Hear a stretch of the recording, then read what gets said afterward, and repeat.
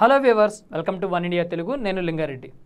వాతావరణ మార్పుల కారణంగా ఫంగల్ ఇన్ఫెక్షన్స్ ముప్పు రోజురోజుకి పెరుగుతుందని మాంచెస్టర్ విశ్వవిద్యాలయం పరిశోధకులు వెల్లడించారు. పెరుగుతున్న ప్రపంచ ఉష్ణోగ్రతలు, ప్రమాదకరమైన శిలీంధ్రాలు, ముఖ్యంగా ఆస్పెర్గిల్లస్ జాతులు కొత్త భౌగోళిక ప్రాంతంలోకి వ్యాప్తి చెందడానికి సహాయపడుతున్నాయని, దీనివల్ల లక్షలాది మంది ప్రజలు ప్రమాదంలో పడే అవకాశం ఉందని అధ్యయనం పేర్కొంది. తీవ్రమైన శ్వాసకోశ ఇన్ఫెక్షన్లకు కారణమయ్యే సాధారణ ఫంగల్ అయిన ఆస్పెర్గిల్లస్ ఫ్యూమిగాటిస్ ప్రస్తుతం హీటెక్కిస్తున్న ధోరణిలో మనకి స్పష్టంగా కనిపిస్తున్నాయి.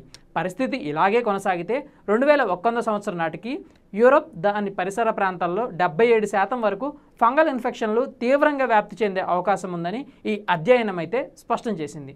ఈ వ్యాప్తి అదనంగా 9 మిలియన్ల మందికి సంక్రమించే అవకాశం కూడా ఉందని హెచ్చరించింది.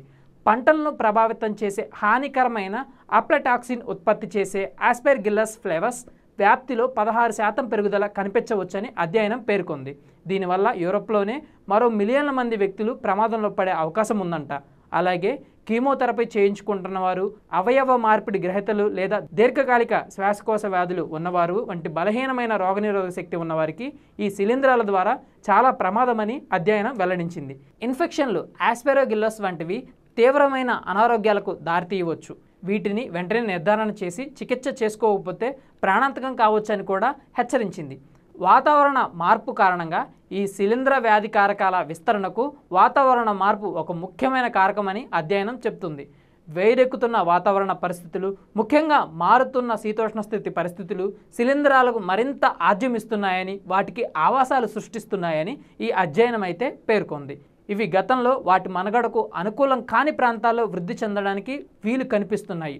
ఇవి గతంలో మాదిరిలా కాకుండా ప్రస్తుతం వాటికి అనుకూలంగా లేని ప్రాంతాల్లో కూడా మనుగడ సాగించడానికి వీలు కల్పిస్తున్నాయి. ఈ మార్పు మాత్రమే కాదు, మానవ శరీరం కూడా ఇన్ఫెక్షన్ల ప్రమాదాన్ని పెంచుతుంది. ముఖ్యంగా భారతదేశం వంటి వ్యవసాయ ఆధారిత దేశాల్లో వీటి ప్రభావం ప్రపంచ ఆరోగ్య భద్రతకు కూడా ముప్పు వాటిల్లే అవకాశం ఉందని కనిపిస్తుంది. అయితే ఫంగల్ ఇన్ఫెక్షన్స్ని ఎలా అడ్డుకోవచ్చో చూద్దాం. ఫంగస్ వ్యాప్తికి వాడే డ్రగ్ అజిలీస్. దీన్ని సాధారణంగా ఫంగల్ నుంచి పంటలను రక్షించేందుకు వాడుతుంటారు. ఈ డ్రగ్ వాడకం విపరీతంగా పెరుగుతుండడంతో అవి తమను తాము రక్షించుకోవడానికి అలవాటు పడ్డాయి.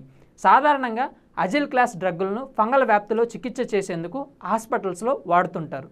అంతకుముందులాగా ఈ డ్రగ్ సామర్థ్యం అంతగా ప్రస్తుతం అయితే పనిచేయడం లేదు. ఈ డ్రగ్ నుంచి తప్పించుకునే సామర్థ్యం ఫంగల్ వ్యాధుల్లో రోజురోజుకి పెరుగుతుంది. సో వాతావరణ పరిస్థితుల మార్పు, దాంతోపాటుగా వ్యవసాయ రంగంలో ముఖ్యంగా క్రిమిసంహారకాల వాడకం పెరుగుతుండడం వల్ల మనం తీసుకునే ఆహారంపై ఈ ఫంగల్ వ్యాప్తి అయితే చాలా ఎక్కువగా ఉంటుంది.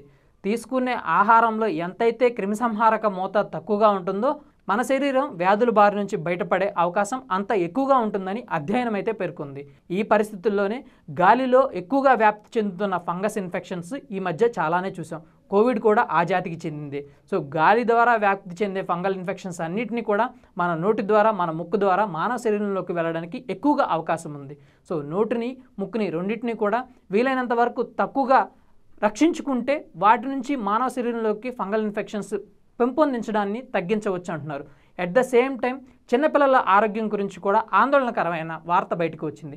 చిన్నపిల్లలకి తల్లి పాలు దూరం అవుతున్న తరుణంలో బయట నుంచి వచ్చే పాలు ఎక్కువగా పట్టడం వల్ల వారికి చర్మ సంబంధిత వ్యాధులు ఎక్కువగా వస్తున్నాయని, తల్లి పాలు ఇస్తేనే క్షేమంగా ఉంటారని ఈ అధ్యయనం అయితే స్పష్టం చేసింది. Subscribe to One India and never miss an update.